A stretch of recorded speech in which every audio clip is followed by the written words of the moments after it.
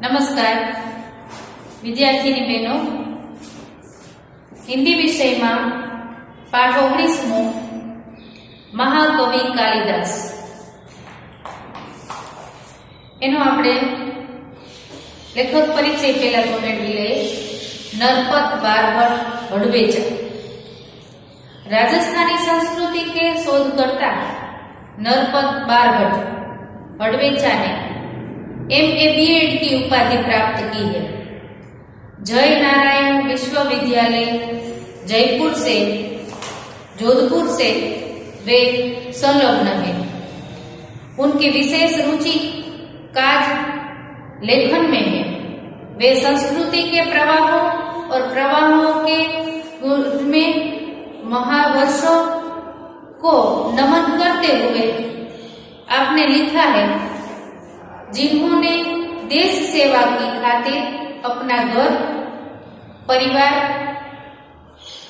छोड़कर ऐसो आराम त्याग कर भूखे प्यासे नंगे पांव रहकर देश को गुलामी की जंजीरों से मुक्त कराने के लिए सर्वस्व कुर्बान किया, वे वंदनीय है।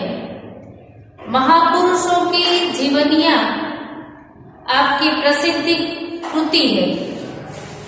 इस संग्रह में कुल 60 प्रसिद्ध महापुरुष का जीवन चरित्र अंकित है। प्रस्तुत जीवनी महाकवि कालिदास में कालिदास के जन्म और परिचय का एवं उनकी प्रसिद्ध साहित्यिक रचनाओं का विवरण है।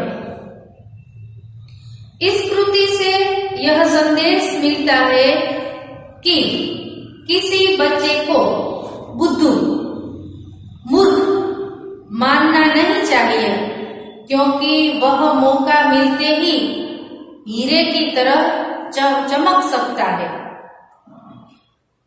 अब आ पाठ में आपने જોઈએ तो कालिदास को हम मात्र संस्कृत के महाकवि के रूप में जानते हैं। स्वयं महाकवि कालिदास ने अपने विषय में कुछ नहीं लिखा है। हर्षचरित के शुरू में कवि बाण ने कालिदास का उल्लेख किया है।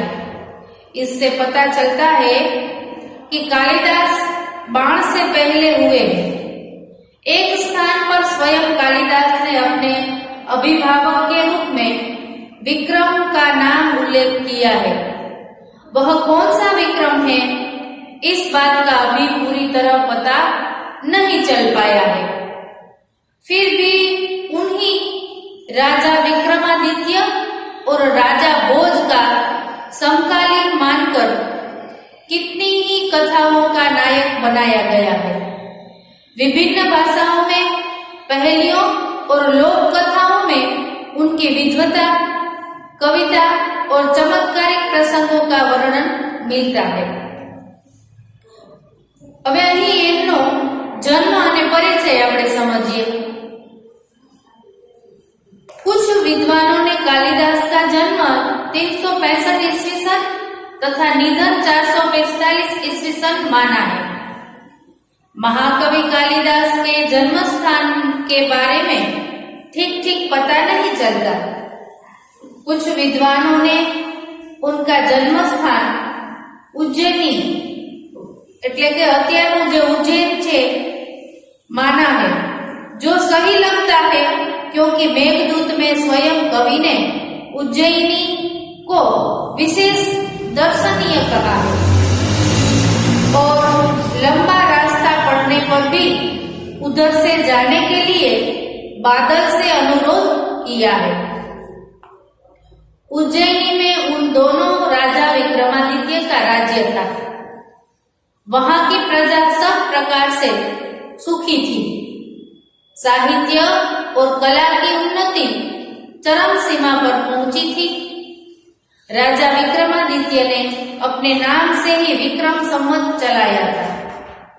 समय समय पर उन्होंने सोने के जो सिक्के चलवाए थे, उनसे उनके राज्यकाल का ठीक ठीक पता चलता है। विक्रमादित्य विक्रमादित्य के शासनकाल में जितना वैभव देश में था, जितनी साहित्य तथा कला की उन्नति हुई, उतनी कभी नहीं हुई। एक से बढ़कर एक कवि, साहित्यकार, वैज्ञानिक इस युग में उत्पन्न हुए। राजा विक्रमादित्य स्वयं साहित्य और संगीत के अच्छे जानकार थे। संस्कृत भाषा की उन्नति भी इस काल में ही अधिक हुई। अपने पूर्व जीवन में बुद्धू माने जाने वाले कालिदास विक्रमादित्य के दरबारी कवियों में सर्वश्रेष्ठ थे। कालिदास के अतिरिक्त 8 और कवि भी दरबार में थे जो नवरत्न कहलाते थे। कालिदास के विषय में कहा जाता है कि वे युवावस्था तक निरक्षर थे। जिस डाल पर बैठते उसे ही काटते थे। निरक्षर होने पर भी वह इतने विद्वान और महाकवि किस तरह बन गए, उसकी भी एक बड़ी विचित्र और रोचक कहानी है। उन दिनों शारदानंद नाम के एक राजा थे। उनकी एक गुणवती और विद्वान पुत्री थी जिसका नाम विद्योत्तमा था। वह बहुत सुंदर और रूपवती भी थी। उसके रूप, गुण और ज्ञान की प्रशंसा दूर दूर के देशों तक फैली हुई थी। विद्योत्तमा को अपने रूप, गुण और ज्ञान का बड़ा घमंड था।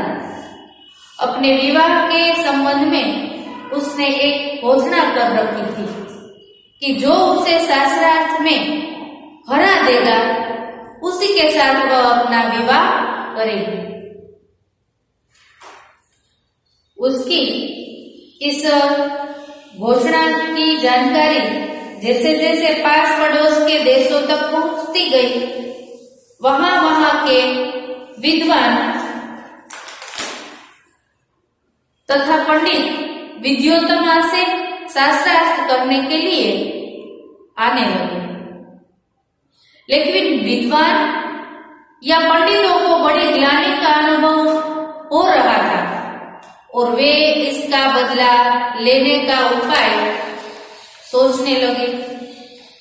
विद्वानों और पंडितों ने मिलकर तय किया कि विद्योत्तमा का विवाह किसी मूर्ख से करवा दिया जाए तो इसका घमंड टूट जाएगा और वे अपने अपमान का बदला भी ले सकेंगे। अतः अब वे ऐसे एक मूर्ख की तलाश में रहने लगे। संयोग से उन्हें एक दिन एक ऐसा मूर्ख युवक मिल गया। वह पेड़ की जिस डाल पर बैठा था उसे ही काट रहा था। पंडितों तथा विद्वानों को लगा कि उससे बड़ा मूर्ख और कौन होगा, इसलिए पंडितों ने उसे पेड़ से नीचे उतारा और समझा बुझाकर एक सुंदर राजकुमारी से उसका विवाह करा देने की बात कहकर तथा लालच देकर अपने साथ चलने को राजी किया। पंडितों ने उस मूर्ख युवक को यह बात अच्छी तरह समझा दी कि वह वहां कुछ नहीं बोलेगा और गूंगा बना रहेगा, नहीं तो उसका विवाह नहीं होगा। वह मूर्ख युवक बड़ा खुश हुआ। उसने पंडितों की बात मान ली और उनके द्वारा दिए गए अच्छे अच्छे कपड़े पहन लिए। पंडित उसे विद्योत्तमा के पास शास्त्रार्थ के लिए ले गए। હવે આપણે આ પાઠ્યપુસ્તકના પેજ નંબર 95 અને 96 પરનું જે છે તે સેટ નોટમાં લખવાનું રહેશે। પેજ નંબર 95 અને 96 પરનું સેટ નોટમાં લખવાનું છે। આ પાઠનું હવે પછીનું આગળ હું ત્યાર પછી હું સમજાવીશ. નમસ્કાર.